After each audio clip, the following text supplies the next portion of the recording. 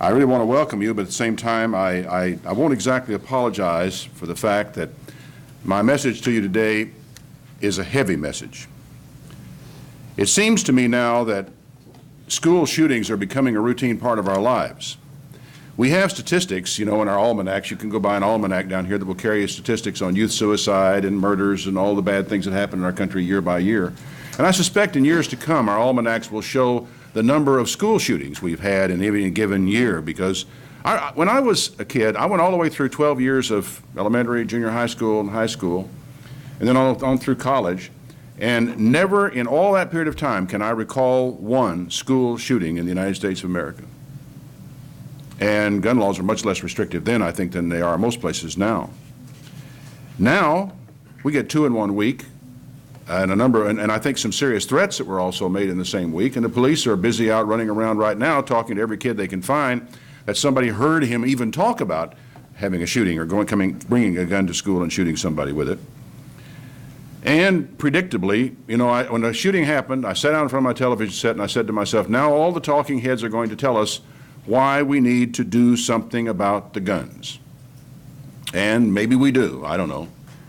Maybe we need to do something about the guns. Maybe we need to do something about psychological counseling for the kids in school. Maybe we need to do all kinds of things. But I kept waiting for someone to say, what are we going to do about the kids?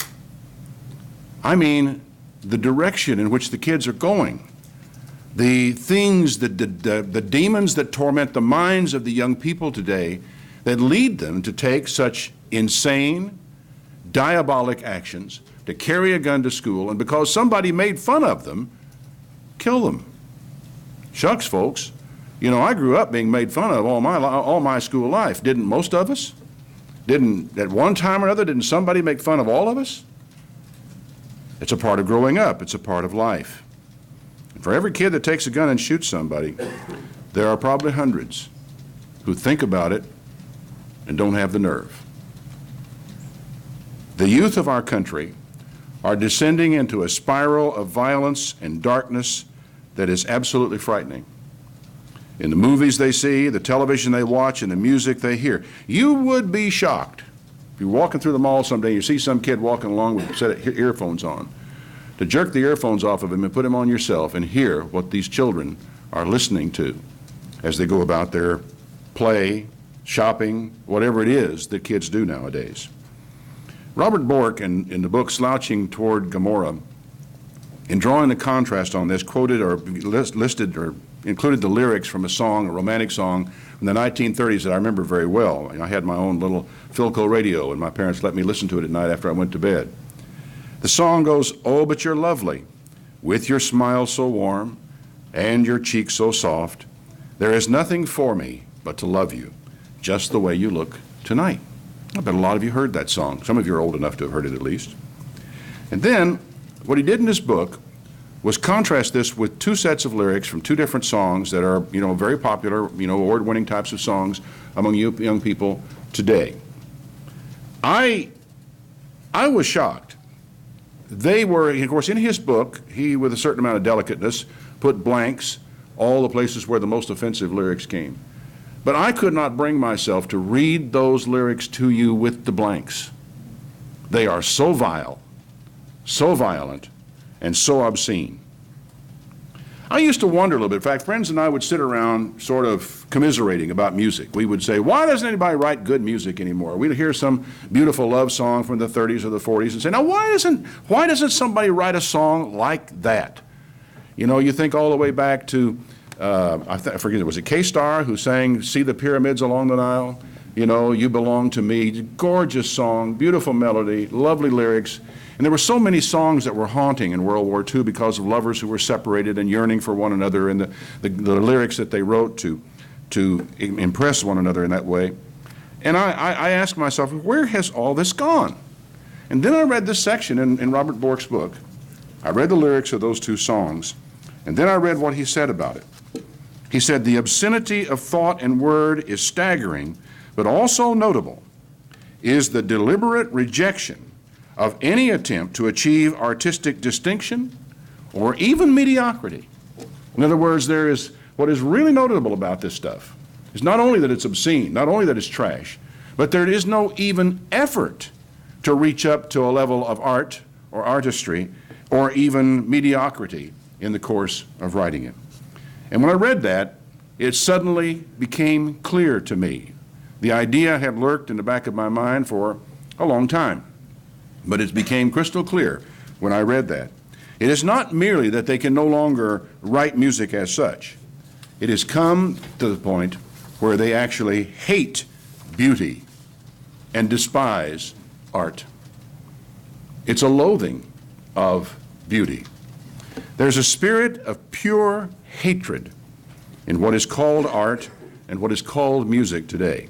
From the obscenities in rap and hip-hop to the excrement and urine now featured in what is called art, it reflects consistently a contempt for beauty and also a contempt for love. For love is, it's something passé. It's not important. Even all of the sex that is entered into music nowadays is violent. It is violent and degrading. There is not a question of love. For decades now, artists and musicians have tried to shock the bourgeoisie, the middle class, with trash, only to find the bourgeoisie adapting its taste to trash. And so they had to go further to shock people, and then further to shock people. And Bork concluded that we have now become like a strain of bacteria that are resistant to all kinds of drugs. We can no longer be shocked by anything that they present to us. And I don't want you to kid yourself. You have not been unaffected by this. You are not nearly as shockable as you were 10 years ago, much less 20 years ago, much less 30 years ago. For us to have heard some of the things that are heard commonly today in primetime evening television, say 30 years ago, we would have been totally shocked out of our chairs to have seen it. The objective is not to advance art. It is to trash art. It is to make art ridiculous. Where once one might have looked at a painting of a Madonna and Child, now we see a picture of the Virgin Mary with elephant dung all over the picture. And the preoccupation with excrement becomes a dominant feature of art. Where once we saw a sculpture like Michelangelo's Pietà, which to this day touches me right to the core of my being. It's a statue, if you don't know what it is, of Mary holding the dead Jesus across her lap and gazing down at him. It is one of the most touching, most profound works of art ever done by anyone, and it was done in marble, if you can imagine it. The work, the time, the effort, and the love that Michelangelo bestowed on that piece of marble is beyond my comprehension. Where once we had that, now artists will display a crucifix in a jar of urine. This was, I believe, actually in a display of art sponsored by the National Endowment for the Arts, right? Or no, yeah, the National NEA, National Endowment for the Arts. Actually paid for by your tax dollars. Where once we might have been touched by a painting of a rose with a drop of rain, of moisture suspended on a petal. I remember a painting like that was so real you could almost touch it. I saw someplace once. Now the artist gives us a jar, fruit jar, of his own feces to consider as his entry into the world of art. Not long ago, I had reason to ponder the incredible love of music that led a deaf Beethoven to continue to write music he could no longer hear. And having thought about that, then I watched a halftime show on, I think it was probably the Super Bowl this year. I didn't watch all of it, but I think I saw the halftime show. And they had this rap band up there on the stage. And it kept going in on this one fellow. I heard the sound, I don't know what it was. And it kept going in on this fellow. He had a phonograph there with a needle on the phonograph record. And with his finger, he would move the record back and forth, making a screeching sound in the grooves of the record. And he used it as a rhythm instrument to create rhythm for this band, this rock band that was up there. And I wondered when I saw that, who is the bigger fool? The one making the music or the people who applaud it? You can, I think, take your choice. And I couldn't, somebody somewhere is laughing his head off as he watches people spending millions of dollars on total trash, and I have an idea that the people who are producing this stuff are laughing the loudest, all the way to the bank, and thinking what fools these people are to buy the stuff that we are producing. Now, I understand making music from what's at hand. Back in the old days, people would sit around with a washboard. Get a washboard out. We'll use that for the rhythm section of our little band while somebody plays on a banjo or something. Or maybe we'll use spoons. You do whatever you have to kind of put together a little music session for a family that's getting together. But you would think with 1 million people in the stands, or nearly 100,000 people, I should say, in the stands for a Super Bowl, and with millions of people singing around the world, they could have found somebody somewhere who could actually play a real musical instrument. One would have thought, who is the bigger fool? I think both artist and public have lost their ability to love. And when I pondered all of this, a terrible realization dawned on me, that we are in the latter stages of a war for men's souls, and the war is all but lost. It was started a long, long time ago. And I'll take you back to Ezekiel, the 28th chapter, to tell you where I think the whole battle and the whole war actually started. Ezekiel 28 and verse 12. Now, you've got two individuals talked about in this chapter. One is the prince of Tyre, the other is the king of Tyre. And the prince of Tyre, a man very arrogant, a man whom God decided that he was going to take down, is dealt with in the first part of the chapter. But in chapter 12 comes a section that I think is universally understood by Bible students and scholars to be a switchover to talk about Lucifer, about the one whom you and I have come to know as Satan. He says, Son of man, take up a lamentation upon the king of Tyrus and say to him, Thus saith the Lord God, You seal up the sum, full of wisdom, perfect in beauty. You have been in Eden, the garden of God. Every precious stone was your covering, the sardius, the topaz, the diamond, the beryl, the onyx, the jasper, the sapphire, the emerald, the carbuncle, the gold. You've got to understand something about this person. This person, this being, was created by God. He was a work of art because he was created by God. He was incredibly beautiful because he was created by God. The workmanship of your tabrets and of your pipes was prepared in you in the day in which you were created. Not only was he beautiful, he was talented. He was a musician, a real musician who could create beauty, who could present art, who could create something really worth listening to, and that's the reason why God made him as he did. Here is one gifted of God and created perfect.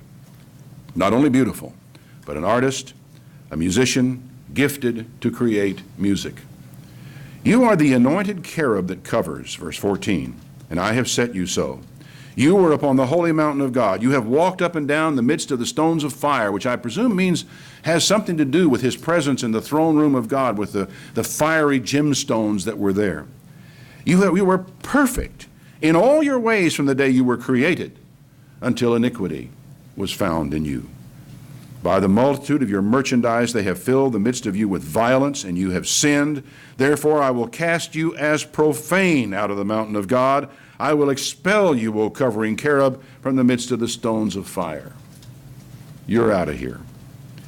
One who, because of vanity, because of, interesting, the trade, the merchandise, and what that means is not entirely clear, but nevertheless it seems to have been a factor. He says in verse 17, your heart was lifted up because of your beauty. You have corrupted your wisdom because of your brightness. I will cast you to the ground. I will lay you before kings that they may behold you. You have defiled your sanctuaries by the multitude of your iniquities, by the iniquity of your traffic. So I will bring forth a fire from the midst of you, and it will devour you. I will bring you to ashes upon the earth in the sight of all them that behold you. All they that know you among the people shall be astonished at you. You'll be a terror and shall not be any more. Rollo May, and I remember for the first time I read this sentence in his book, I was stunned. He said in his book, I think Love and Will is the title of the book. He said, when men lose the power to love, they often substitute what he called power over.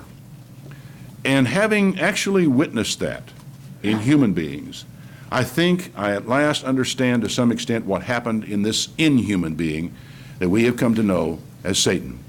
One who became corrupted, his wisdom was corrupted, and presumably, it seems absolutely inescapable, that he lost the power to love. That the love that he had turned toward the self, and he was no longer able to love God. And when he lost the power to love, all that was left for him was power over. And there can be no doubt that Lucifer, who lost the power to love, anything that was beautiful, he came to hate, because those things that were beautiful were things that were made by God. It doesn't take a very vivid imagination to grasp what is going on when an artist wants to urinate on Christ and to throw dung on a picture of the mother of Christ, does it? You don't have to really, think very far before you can see where the author of such sentiments is in his heart and in his mind. There is a hatred there of staggering dimensions that none of us, I think, would even quite understand. We have never felt anything like the kind of hatred that is expressed in these things. And it's a hatred that's very old. It is probably a hatred that predates man's presence on the planet. Whence comes this chaotic, destructive, hateful, violent, excrement-obsessed spirit in the world today? And I think more important, where is it going? I'll tell you where it's going. It's going for your children. It's going after your children. It's been after your children for hundreds of years. Generation after generation have had to civilize their children lest they grow up as savages. They come into the world as little savages, and one by one we civilize them and change them. But there are those who believe we lost the battle to civilize the next generation of savages in the 1960s, when there just came to be too many of them, when they overwhelmed the previous generation, which is an interesting theory all by itself. But a lot of damage had been done before that time to parents and to families and to homes. And the whole thing finally came to a head in the 1960s. What also makes a difference is the extreme affluence of these years, and those years back, even at that time, but now, and the idleness and the boredom that go with it, and the indifference of parents who are so caught up in these affluent times that, and in what it takes to get ahead, that they no longer give the consideration to loving their children and taking care of families. Children today have too much money, too much time, and too little adult attention. It's really a very simple combination and a recipe for disaster. Nothing drove that home to me like watching the video of the lost children of Rockdale County. I was so stunned I could hardly move after I sat and watched that video. Normally, I have a hard time sitting still through a video. I didn't even budge through the entirety of that one. If you were the devil then and you wanted to destroy what God was doing, where would you start? That'd take a rocket scientist. You start with the kids. Where else would you start? My question, if you decide you want to fight back at long last, where would you start? With the kids, the same place. I want you to turn back to Proverbs chapter 4, verse 14.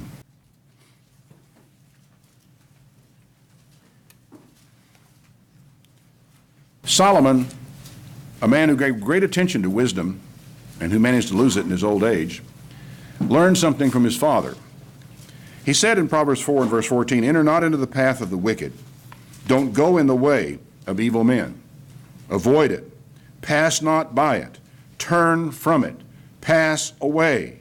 For they don't sleep unless they have done mischief. Their sleep is taken away unless they cause someone to fall. For they eat the bread of wickedness and drink the wine of violence." What does that mean? They eat the bread of wickedness and they drink the wine of violence. Well, in our language, don't we have an expression that we use for a person's total immersion in what he is doing? We say, he eats, drinks, and sleeps music. He eats, drinks, and sleeps writing. He eats, drinks, and sleeps whatever it is that a person is obsessed with. What he's saying here is that these people eat, drink, and sleep, or don't sleep in this case, whatever it is they are obsessed with, and their obsessions are wickedness and are violence. Kids today eat, sleep, and drink mischief, wickedness, and violence. It is with them all the time. They are totally immersed in it in our society. It is on television. It is in the movies. It is in books that they read if they happen to read any books. And it's in those little things they have stuck on the side of their heads all day long, destroying their hearing. In a way, it would almost be as well if their hearing were destroyed to start with so they could no longer hear that stuff any longer. But it stays around long enough, just long enough, to immerse them in it. It's in their music, it's in their entertainment. Unless they get too far away from it, They plug into it in their little Walkman and put the headsets on, and off they go around the mall listening to violence and sex-obsessed and ugly world. And one of the things that has really been struck to me is that all this is, including the pornography that they see, it is ugly. It is a denial of beauty. It is a denial of love. For it takes love to produce beauty. And when the love is gone, the beauty is gone, and what is left is just plain ugly. Why, when the kids are immersed in it, in our society, day and night, why should anybody be surprised that it breaks out in school shooting? I am not surprised at what I see. What worries me, what dismays me, is that there are so few parents who seem to have a mind to fight back. Just one of those things. Can't help it. Don't know why the kid did that. I can't imagine what caused him to. It seemed like such a normal kid. How is it that civilized parents, ordinary, middle class, live in the suburbs, upper middle class parents, normal people, civilized, live good lives, why do they produce this kind of children? Why? Well, one of the reasons is the children are immersed in this society. And these parents don't realize that there is a war going on, that there is a battle to be fought, and if you don't fight, you lose. And your children lose. Maybe, and I think this is true of many parents, they think the battle is already lost. There's a complacency about this that is wondrous to behold. I'm an odd one, I guess, to be telling you all this because I don't have any children, but then maybe, again, that's why I'm the best one to tell you, because I don't have anything to justify. But when I watch the complacency of parents, the inattention of parents, I just watch in complete amazement and wonder as they don't seem to have any awareness of the precious treasure that they have been given by God and the responsibility that goes with that precious treasure they've been given by God. There is a war going on right now for the souls of your children. And what do I see? I see parents who are as apathetic as a bunch of Jews lining up to get on a train to go to Auschwitz. Beaten, unable to fight, unwilling to fight, confused, distraught, without no idea of where to go. And the usual response when somebody lists off all the stuff that I've listed off for you today, you say, boy, thy kingdom come. We're just going to have to pray, thy kingdom come. Yeah, and we do need to pray for God's kingdom. But if you expect to be there, if you expect your children to be there, you are going to have to learn to fight. I'm sorry. You can sit around all you want to and just say, well, God will take care of it. But that's not the way the Bible presents it to you. The Bible presents it to you that if you expect to be in the kingdom of God, you are going to have to fight. You're going to have to stand up for things. You're going to have to stand against things. You're going to have to stand for your children. You're going to have to fight for your children. They were given to you for you to protect them, for you to teach them, for you to train them, to bring them up in the nurture and the admonition of the Lord, and to teach them how to love God and one another and their mother and their father and their sisters and their brothers. We aren't born with that. We are not born with love. Love is something we have to learn. I've said it, I'll say it again. God does not intend to spend eternity surrounded by a bunch of losers. We were put here to overcome. How many times in the book of Revelation, those 7 churches, 7 times, right? It tells you again and again, to him that overcomes. And you're left to wonder what happens to the person who doesn't. I've already said if I were the devil, I would start my war in the schools. Once God and the Bible are banned from the schools, which was managed a long time ago, the battle is well joined. It's harder to do this. It's hard for him to work his work in the home unless he first does his work in the schools and produces parents that make it possible in the home, which has been pretty well done most of the way across our society. You hit the kids at their most vulnerable periods, when they're changing, when they're a little bit rebellious, when the hormones are raging through their body, when they want to spread their wings and fly. You hit them right then, in puberty and in the natural rebellion of early teens. You hit them again in college when you can destroy the last vestiges of any faith they may have brought with them to college. You can generally get rid of it in college. When I was teaching communication at the University of Texas, some years ago, 20 years ago now, I was very struck by the fact as I asked the students to give speeches for evaluation in our communications class, that several of them chose to give speeches defending their faith. And it was obvious that those kids in the discussions after the speeches were profoundly disturbed by many of the classes they were going through, and they felt that they had to fight for their faith and for their belief in God. And they did. That was a war, and if they didn't fight, their faith would simply be gone. You hit them from every possible angle: entertainment, education, music, affluence, boredom, and then you leave them as much to themselves as much as possible without any kind of parental guidance. That's how it's done. It's deceptively easy. It seems to me that the strategy to fight this war becomes fairly clear when you understand what the adversary is up to. In the first place, without God, without the Bible, without the absolute moral authority that gives you, you don't have a leg to stand on, you have no weapon to fight with, you got nowhere to go. Reason is not good enough. Somebody else, some moral philosopher's ethical standards are just not going to hack it. I mean, if there is no God, if there is no moral authority in this world, then there's no reason for you not to do what feels good as far as you can see ahead of you what might happen. So before your children get exposed to the world, expose them to God. Persistently, systematically, intensely. When you get up in the morning, when you go to bed at night, when you walk with them by the wayside, when you sit down at the table, when you get up from the table. The scriptures are very explicit in this regard to parents. Teach your children all the time, morning, noon, and night. Lay a groundwork of faith from the very earliest age so they cannot even remember a time when they did not see themselves as children of God and being loved by God. And that's me. You're looking at one like that right now.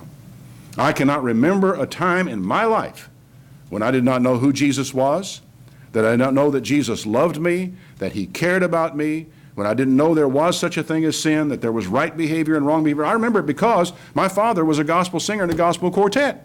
And if I didn't learn it any other way, I heard it in song after song after song after song. And you can argue all you want to with some of the theology of some of that music, but the core value was still there. Jesus Christ, the Son of God, died for me. God so loved the world that he gave his only begotten Son, that whoever believes on him would not perish but have everlasting life.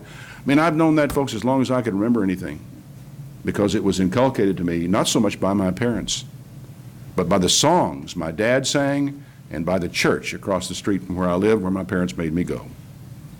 From the time they hit school, you have to realize that you're in a war, and you will have to fight that war with intelligence, with subtlety, discipline, perseverance, knowledge, and any other weapon you can get your hands on, fair or foul. You will need support from other parents. You'll need support from your church. You'll need support from people like we at CEM who provide the tools that you can use to train your children and teach them, and the books that we provide. Take help wherever you can find it, folks. And whenever you have a chance to help someone else, help them. Don't let this type of war don't lose this war because of inattention, because of no care, because of apathy, because you're not willing to put forth some effort for it anymore. Have we become so dull that we can no longer respond to the Word of God on these things? This is no time for fatalism. What will be will not necessarily be, contrary to the old song. And contrary to the other song, que sera is not necessarily sera. That's not the way it's going to go. But there is one thing above all that I say to you today that you must understand. Increasingly in our society, sex has been substituted for love, and they are not the same thing. And I think a lot of kids don't know that, have no understanding of it. Now, it is easy to teach sex. You know, nothing to that. You get in classrooms, start showing them pictures and so forth, and talk about, you can teach them sex like falling off a log. It is not all that hard to teach the Bible as a moral code, really. But the hardest thing of all to teach is that which has been lost first. The hardest thing to teach is that which has really been lost, the ability to love. And I don't know of any way a school can teach that. I think that they can destroy it. I think they can do a lot to hurt. But a school at its best, probably all they can do is just not do any harm in this particular area. You don't teach love in a classroom. The schools are helpless to teach love. In fact, they could probably get in a lot of trouble trying to teach love. There is no Agape 101 in college. There are no principles of romance. There is no introduction to affection. You learn this at your mother's knee and in your father's lap. That's where we learn love. And when father isn't there, and when mother isn't there, you're not learning very much about the most important thing in all your life. You learn about love by watching your dad hold your mother real tight. You learn about love by seeing the fear in your dad's eyes when he picks you up when you've fallen out of a tree. Scared to death, feeling around, trying to see if there are any bones broken. How, as a parent, can you teach your children the meaning of love? One, you marry someone you really do love, not just someone you have the hots for and looks good in a convertible. It's a difference, you know. There's a difference. And it's something that a few voices in our society are continually reminding people, but oftentimes are voice crying in the wilderness. Marry somebody you really love and take the time to find out if you really do, and be sure that that person loves you. Second, you enter what they nowadays call a covenant marriage. You understand, you agree going into this marriage that we're not in this just to see if it works. We're in it for keeps. We're in it for the kids. And we'll be here until that last kid is gone. And generally speaking, when you've been there that long together, you can manage to tough out the rest of the 50 years. Third, you bring children into this world when you are ready to give yourself to them. And I think most parents here will tell you that's really what it takes. You have got to give yourself to these children. They have got to become the center of your life. Fourth, you shower them with affection while controlling their behavior with discipline. Fifth, you introduce your children from the very start to the fountain of all love, to the Father and to His Son. And you help them to understand what it means when you say God loves you. To really understand the depth of what's involved in this. To understand that the reason Mommy and Daddy can love each other and the reason that we can love you is because God loves us and gave Himself for us. Sixth, you teach your children the law of God as a guide to life, as a lamp to their feet and a light to their path, as something to give them an edge in life. You don't teach the law as shackles and chains, because the first impulse of your child will be to throw off the shackles and throw off the chains and to rebel against it. The law should be taught as a light in a very, very dark place. You are surrounded by darkness in this world, and there's a lot of dangerous stuff in this darkness. And if you have a light to shine on the path and a lamp to carry with you, you're not going to bang your head and fall over things like other people are doing all the time in their lives. You need this light. It gives you an edge in life. It puts you ahead of other people in life. Trying to teach the law as a control on behavior is just not strong enough to hold. It won't hold. Seventh, you never let your attention to your children lag. Not for a moment. You have to love your children as God loves you. Tall order, but nothing less will do. Now, like I said, this is all easy for me to say since I have no children. And perhaps that is why it is left for me to say. Maybe it's because it's too hard for anyone else to say. But it has to be said because the stakes are life itself. I really wanted to give you today a more upbeat sermon. I really wanted to give a cheerful worship, upward and onward type of sermon, but the Spirit would not let me. This was all that would come. This was all that would work. And I figure that kids or no kids, somebody has got to say these things. And the truth is that if your children cannot learn to love, nothing else matters very much at all.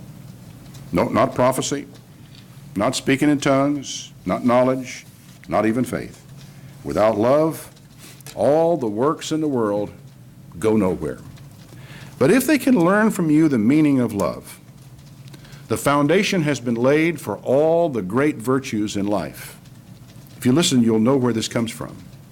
Because the great virtues in life are patience, kindness, humility, good behavior, confidence, hope, unselfishness, endurance. Which of you wouldn't want your children to have these? Well, these are the things that Paul in 1 Corinthians 13 describes as the characteristics of love. They are imparted by love. They are founded in love. Out of love grow all the great virtues in life, and without love, those virtues aren't worth a plugged nickel. Count on it. Nothing else will hold unless the love is there. Your greatest temptation, both as a parent and as a church, which is why I'm speaking this before the church and not just to a group of parents. Your greatest temptation is to let this great duty slide. Many years ago, when Allie and I realized we weren't likely to have any children, an opportunity came our way to adopt two very sweet little children, two cute children. I don't remember at this point what happened to their mother and father. I think it may have been an automobile accident that killed both of them. I'm not sure. For various reasons, we did not adopt them, and another couple in the church did, for which I'm very grateful, and they turned out to be very fine young people. We have had a full life, and we never pursued adoption after that. We've ended up with a full and satisfactory life for us without any children. We have no regrets, except one. Having children would no doubt have made our lives a lot richer, but we can live with that. Our one regret is when we consider what our adoption of a couple of kids would have meant to the kids. What we could have given them, what love we could have put in their lives, what a difference we might have made in the road ahead for them, depending upon where they were and what they were doing. And you see what I'm driving at, that there is a duty often that comes our way and responsibilities that are often too easy to let go. We're too old to do anything about that now, but I honestly believe that we let a duty slide by us, and that is the one regret that I have about our never having any children. Never forget, we are in a war. It is a battle for the souls of children, and we face an unmerciful and an implacable foe, and God does not expect us to be doormats.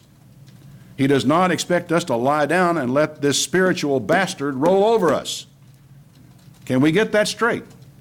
He does not expect us to be placid like a bunch of people lining up to get in boxcars to go off to Auschwitz or Birkenau. God expects us He does not expect us to pray that His will be done and then do nothing about His will. That sooner or later, we've got to put up or shut up. We cannot just wander through this world waiting on God to do something when He's sitting up there waiting on us to do something. I do not know what you personally or your church should do specifically, but for the love of God, do something.